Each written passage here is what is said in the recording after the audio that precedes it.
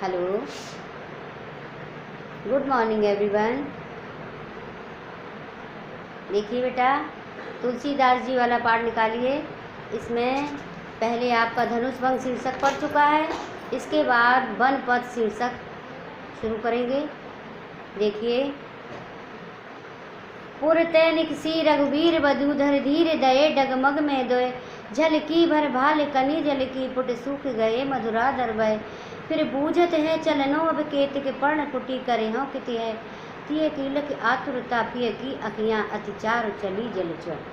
देखिए, प्रस्तुत सवैया छंद में, इसमें सवैया छंद का प्रयोग किया गया है। सबसे पहले हम इसमें लिखेंगे संदर्भ। प्रस्तुत सवैया छंद या प्रस्तुत पदखंड हमारी पठित पुस्तक काव्य संकलन के तुलसीदास द्वारा रचित वन पद शीर्षक से लिया गया।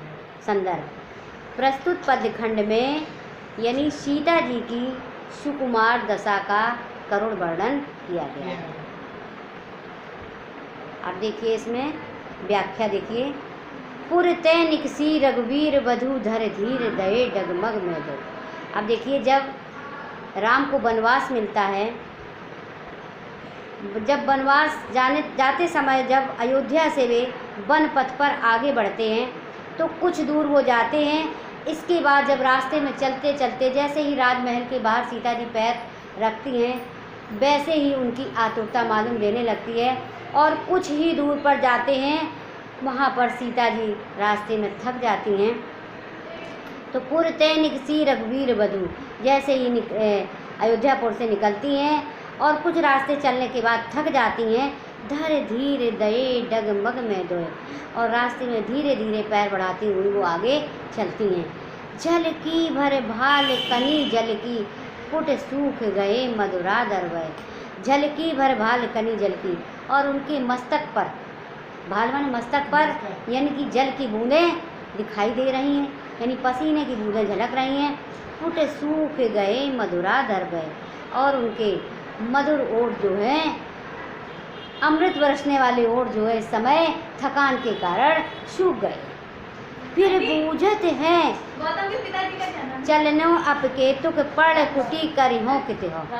अब धीरे से सीता जी चलती तो जाती हैं आगे, लेकिन इतनी थकी हुई हैं, चलते चलते धीरे से इशारा करके राम से पूछ रही हैं कि हे प्रभु, अब कितनी और दूर कुटी है जहाँ पर हम विश्राम कर सकेंगे। तिय की लख आतुरता पिय की अखियाँ अत्याचार चली चल। राम ऐसा देखते कि सीता जी हम दुखी हैं समय, तो उनकी दुखी अवस्था को देख करके राम जी के आँखों में आंसू भर आते हैं और वो दुखित हो जाते हैं। अब इसके बाद इसमें हम देखिए काव्यगत सौंदर्य इसका होगा। काव्यगत सौंदर्य में यानी प्रस्तुत सवैया छंद में या प्रस्तुत पदखंड में सीता जी की करुण दशा का वर्णन किया गया है। वन पथ पर जाते हुए सीता की करुण दशा का वर्णन किया गया है। प्रस्तुत पदखंड में कोमल और मधुर भाषा, अवधी भाषा का प्रयोग किया गया है। प्रस्तुत पदखंड में अनुप्रास अलंकार और सवैया छंद का प्रयोग किया गया। बस 3-4 हमारी ये चीज़ें कर देंगे हम केवल।